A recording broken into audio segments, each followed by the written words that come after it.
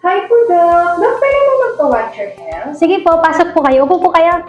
Ako po si Dr. Jamel Maita Magnaye, isang ear, nose, throat specialist, head and neck surgeon dito po sa Calamba Medical Center.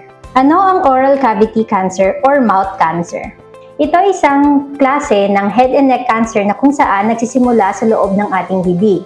Maaari itong magsimula sa ating labi, dila, ngalangala, or gilagid.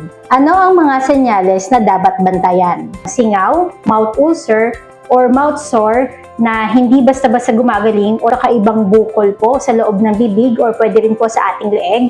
Hirap or masakit na paglunok na eventually pwedeng mag-cause ng unintentional weight loss, ang pagbabago sa boses na hindi nag-i-improve over time. Sino ang mas may risk na magkaroon nito? Chronic smoking, heavy alcohol drinking, HPV infection, betel nut chewing or yung sa Tagalog po ay ang pagnganganga. Sabi nila, ang sugat sa bibig ay normal lang at kusa ring nawawala. May mga sugat po or singaw sa bibig na kusa pong nawawala in a short period of time. Pero kung ang sugat po sa bibig, hindi basta-basta gumagaling o inaabot ng ilang linggo at accompanied by pain po o bleeding, dapat po tayo magpakonsulta sa espesyalista.